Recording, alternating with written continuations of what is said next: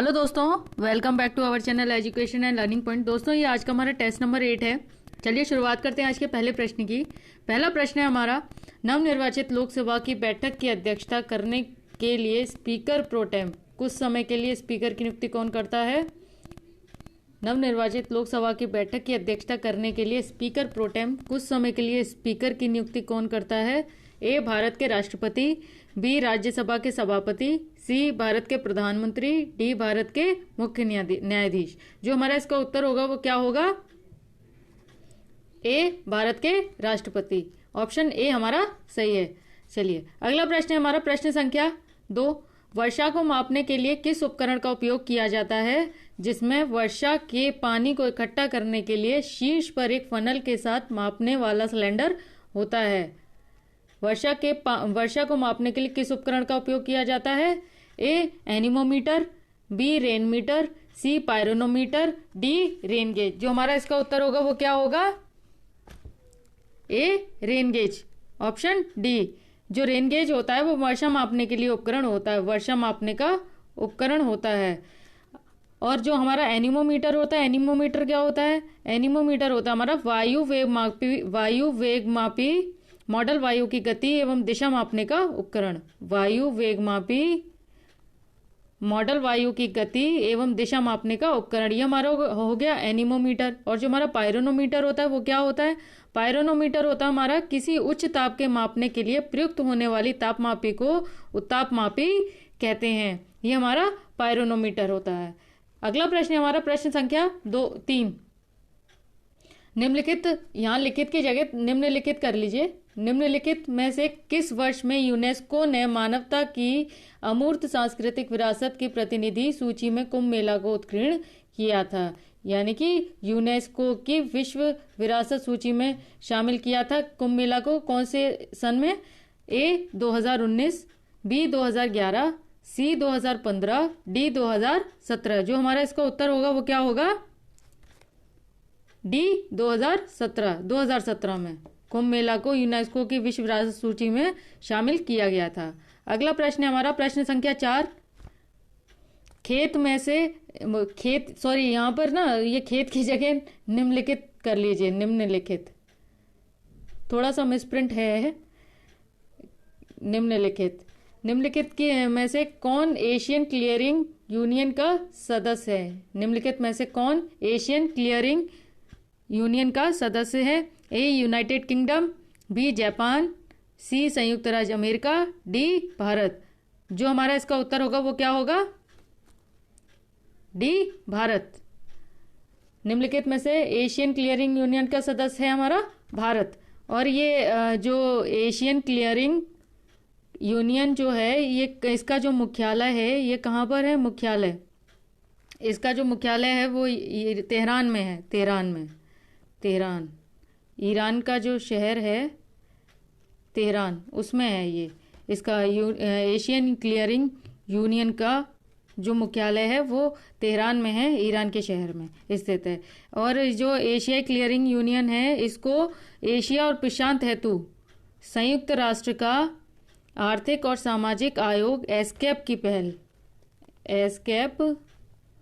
की पहल पर 9 दिसंबर 1974 को स्थापित किया गया था। इसमें जो इसके जो सदस्य देश हैं, एशियन क्लियरिंग यूनियन के जो सदस्य देश हैं वो कौन से हैं? सदस्य देश वो हैं बांग्लादेश, भूटान, भारत, ईरान, मालदीव्स और म्यांमार, नेपाल, पाकिस्तान और श्रीलंका। ये टोटल इतने देश इसमें शामिल हैं,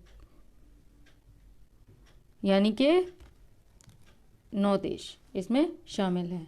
इसका जो उत्तर था वो था हमारा डी, भारत। अगला प्रश्न है हमारा प्रश्न संख्या 5। निम्नलिखित में से कौन सा प्रवाल शैलमाला का एक प्रकार है? निम्नलिखित में से कौन प्रवाल शैलमाला का एक प्रकार है? ए, यारदंग, बी, सीप, डी, प्रवालद्वीप, डी, बरखाने। जो इसका उत्तर होगा वो होगा डी, प्रवालद्वीप। यानी कि coral reef, coral coral reef. प्रश्न हमारा प्रश्न संख्या 6, निम्नलिखित में से किसकी स्थापना भारत के आतंकवाद रोधी क्षमताओं का समर्थन करने के लिए की गई थी? किसकी स्थापना भारत के आतंकवाद रोधी क्षमताओं का समर्थन करने के लिए की गई थी? ए, अपराध और आपराधिक ट्रैकिंग नेटवर्क और सिस्टम, बी, राष्ट्रीय पुलिस प्रौद्योगिकी विकास केंद्र, सी, राष्ट्रीय पुलिस सुरक्षा प्रौद्योगिकी केंद्र, डी, राष्ट्रीय खुफिया ग्रिड। इसका जो उत्तर होगा वो क्या होगा? डी, खुफिया ग्रिड, यानी कि नेशनल इंटेलिजेंस ग्रिड। अगला प्रश्न है हमारा प्रश्न संख्या 7, भारत सरकार अधिनियम 1919 के तहत उत्तर प्रदेश राज्य सचिवालय द्वारा 1921 में कितने नए सचिव नियुक्त किए गए थे? भारत सरकार अधिनियम 1919 के तहत उत्तर प्रदेश राज्य सचिवालय द्वारा 1921 में कितने नए सचिव नियुक्त किए गए थे? ए 6, बी 10, सी 7, डी 3। जो इसका उत्तर होगा वो होगा ए 6 सचिव नियुक्त किए गए थे। अगला प्रश्न है हमारा प्रश्न संख्या 8, इस संस्थान ने हैप्पी स्कूल परियोजना का शुभारंभ किया। इस संस्थान ने हैप्पी स्कूल परियोजना का शुभारंभ किया।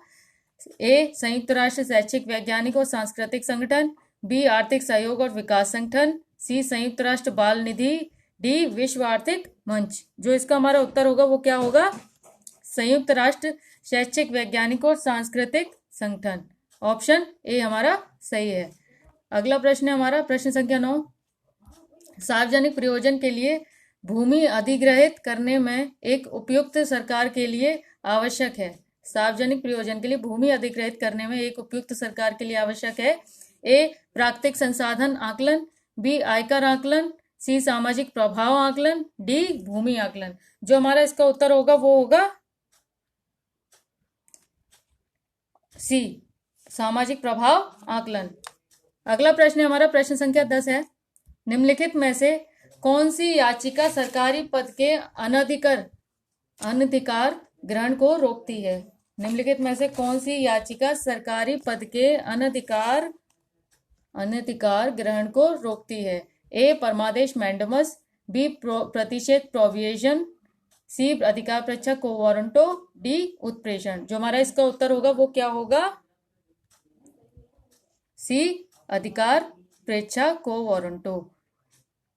हमारे जो ये परमादेश है यानी कि मैंडेमस, हमारी जो रिट, ये तो आपको पता होगा कि हमारी जो रिट्स होती है वो कितने प्रकार की होती है। रिट्स हमारी होती है 5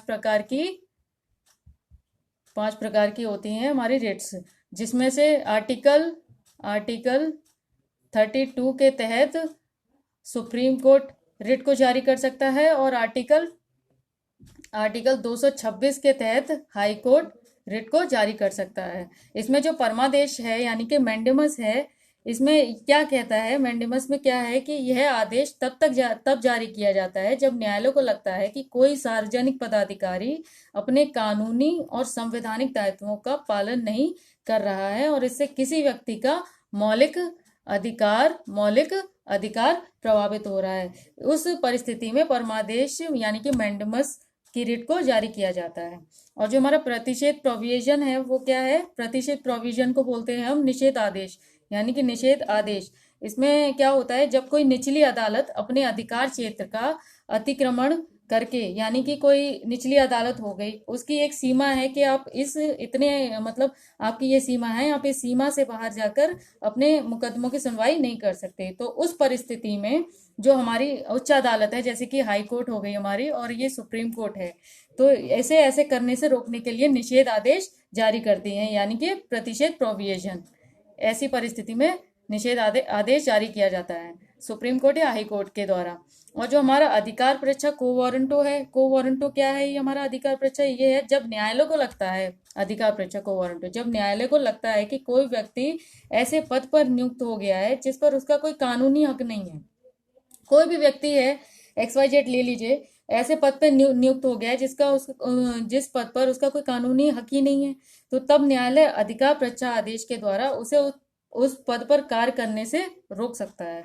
तो ये हो गया हमारा अधिकार परीक्षा। और जो हमारा उत्प्रेषण लेख है, उत्प्रेषण लेख में क्या है? उत्प्रेषण लेख हमारा कहता है जब कोई निचली अदालत या सरकारी अधिकारी बिना अधिकार के कोई कार्य करता है, जैसे कि जब कोई निचली अदालत या सरकारी अधिकारी बिना अधिकार के कोई कार्य करता है तो न्यायालय उसके समक्ष विचाराधीन मामले को उससे लेकर उत्प्रेषण द्वारा उसे ऊपर की अदालत या अधिकारी को हस्तांतरित कर देता है। इस अब जैसे कि ये जो रिट है उत्प्रेषण वाली, इसे मंत्रित्व कार्यालय या निजी कार्यालय के जारी नहीं किया जा सकता। यानी कि मंत्रियों का जो कार्यालय होता है और कोई निजी कार्यालय है उसमें ही जारी नहीं किया जा सकता। अच्छा, अन्य चार जो रिट हैं, अन्य चार रिटें कौन कौन सी हैं हमारी एक्स्ट्रा, इसके अलावा जो है बंदी प्रत्यक्षीकरण होगी, परमादेश हो गए, प्रतिषेध प्रोविजन हो गई और अधिकार प्रेक्षा हो गई। तो इसमें जो अन्य चार रिट हैं इसे हटकर किसी भी इच्छुक व्यक्ति द्वारा जारी किया जा सकता है। किसी भी इच्छुक जो मतलब इच्छा रखता है कि भैया ये रिट जारी की जानी चाहिए, तो ये रिट जारी कर सकता है। और ये जो रिट है ना, ये किसी पीड़ित व्यक्ति द्वारा जारी नहीं की जा सकती है। ये हो गया हमारा उत्प्रेषण लेख। अच्छा, जो हमारी बंदी प्रत्यक्षीकरण है उसमें क्या कहता है? बंदी प्रत्यक्षीकरण में क्या कहा गया है? इसके द्वारा न्यायालय किसी गिरफ्तार व्यक्ति को न्यायालय के सामने, मतलब इसमें किसी गिरफ्तार व्यक्ति को न्यायालय के सामने प्रस्तुत करने का आदेश देता है न्यायालय। और यदि गिरफ्तार व्यक्ति को गिरफ्तार करने का कोई कारण, अनसेटिस्फैक्शन यानी कि असंतोषजनक या कोई गैर कानूनी तरीके से उसको गिरफ्तार किया गया, तो न्यायालय उस गिरफ्तार व्यक्ति को छोड़ने का आदेश भी दे सकता है। तो ये हमारा हो गया बंदी प्रत्यक्षीकरण। यानी कि हमारी जो रेट्स होती हैं वो टोटल 5 प्रकार की होती हैं। और जो हमारा इसका उत्तर था, निम्नलिखित में से कौन सी याचिका सरकारी पद के अनधिकार ग्रहण को रोकती है? वो था हमारा अधिकार परीक्षा को वारंटो, ऑप्शन सी। अगला प्रश्न है हमारा प्रश्न संख्या 11। कार्बन डाइऑक्साइड को कहा जाता है ए शुष्क हिम, बी हिम, सी कार्बन का समस्थानिक, डी गहन जमी बर्फ, ई इनमें से कोई नहीं। जो हमारा इसका उत्तर होगा वो होगा हमारा ए शुष्क हिम, यानी कि ड्राई आइस। कार्बन डाइऑक्साइड को कहा जाता है ड्राई आइस, शुष्क हिम। अगला प्रश्न है हमारा प्रश्न संख्या 12। निम्नलिखित में से किस संगठन ने वैश्विक जलवायु स्थिति की report state of global climate report 2020 प्रकाशित की? निम्नलिखित में से किस संगठन ने वैश्विक जलवायु स्थिति की report state of global climate report 2020 प्रकाशित की? ए जलवायु परिवर्तन पर संयुक्त राष्ट्र फ्रेमवर्क कन्वेंशन, बी जलवायु परिवर्तन से संबंधित अंतर सरकारी पैनल, सी संयुक्त राष्ट्र पर्यावरण कार्यक्रम, डी विश्व मौसम विज्ञान संगठन, ई इनमें से कोई नहीं। जो हमारा इसका उत्तर होगा वो क्या होगा? डी विश्व मौसम विज्ञान संगठन द्वारा। अगला प्रश्न है हमारा प्रश्न संख्या 13।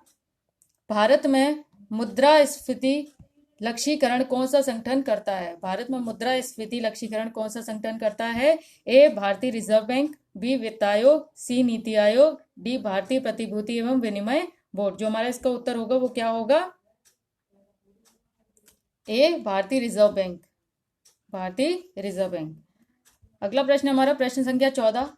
माल और सेवा कर जीएसटी परिषद के अध्यक्ष चेयरपर्सन कौन होता है? माल और सेवा कर जीएसटी परिषद के अध्यक्ष चेयरपर्सन कौन होता है? ए भारत का राष्ट्रपति, बी केंद्रीय वित्त मंत्री, सी भारत का प्रधानमंत्री, डी मुख्य आर्थिक सलाहकार और ई इनमें से कोई नहीं। जो हमारा इसका उत्तर होगा वो क्या होगा? केंद्रीय वित्त मंत्री, यानी कि यूनियन मिनिस्टर ऑफ फाइनेंस, ये हमारा केंद्रीय वित्त मंत्री। जीएसटी जो होता है इसको कहते हैं हम गुड्स एंड सर्विस टैक्स, ये हमारा जीएसटी है। अगला प्रश्न है हमारा प्रश्न संख्या 15। भारतीय संविधान के अनुच्छेद 48(1) के अनुसार राज्य प्रयास करेगा। भारतीय संविधान के अनुच्छेद 48(1) के अनुसार राज्य प्रयास करेगा। इसमें जो एक ऑप्शन है ई, वो ऐड कर लीजिए। इनमें से कोई नहीं। भारतीय संविधान के अनुच्छेद 48(1) के अनुसार राज्य प्रयास करेगा। ए पर्यावरण की रक्षा, बी पर्यावरण में सुधार, सी देश के वनों और वन्यजीवों के संरक्षण, अंतर्राष्ट्रीय पर्यावरण संगठनों के साथ सहयोग। हमारा जो इसका उत्तर होगा वो क्या होगा? ई इनमें से कोई नहीं। इसमें 48A के अंतर्गत क्या कहा गया? 48A जो आर्टिकल है हमारा, ये कहता है पर्यावरण का संरक्षण और संवर्धन और वन तथा वन्य जीवों में रक्षा। ये आता है हमारा आर्टिकल 48A के अंतर्गत।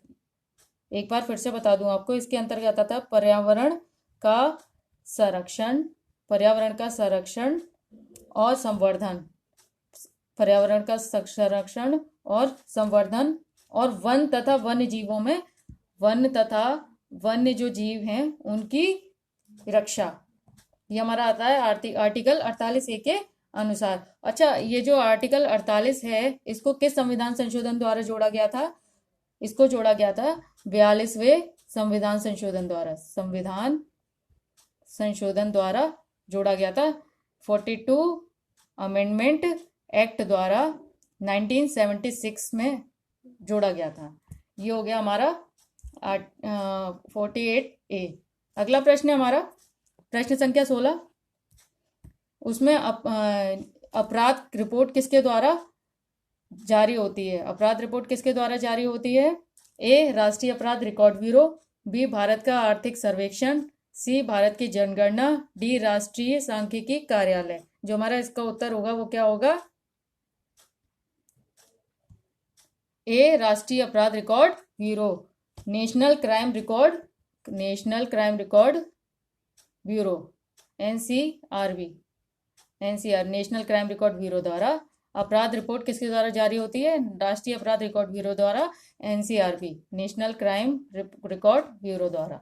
अगला प्रश्न है हमारा प्रश्न संख्या 17। वर्ष को अंतर्राष्ट्रीय महिला वर्ष के रूप में अभिहित किया गया है। वर्ष को अंतर्राष्ट्रीय महिला वर्ष के रूप में अभिहित किया गया है। ए, 1975, बी, 1965, सी, 1950, डी, 1995। जो हमारा इसका उत्तर होगा वो होगा ए, 1975 को अंतर्राष्ट्रीय महिला वर्ष के रूप में अभिहित किया गया था। अच्छा, जो हमारा अंतर्राष्ट्रीय महिला दिवस होता है वो कब होता है हमारा? 8 मार्च को होता है हमारा इंटरनेशनल वुमेन्स डे। अगला प्रश्न हमारा प्रश्न संख्या 18। ईश्वर के अस्तित्व में विश्वास की कमी या इनकार को कहा जाता है। ईश्वर के अस्तित्व में विश्वास की कमी या इनकार को कहा जाता है। ए, अनीश्वरवाद, बी, एकेश्वरवाद, सी, अनेकेश्वरवाद, डी, रहस्यवाद। जो हमारा इसका उत्तर होगा वो होगा हमारा ए, अनीश्वरवाद, यानी कि ईश्वर में आस्था न रखने वाला अनीश्वरवाद। अगला प्रश्न है हमारा 19।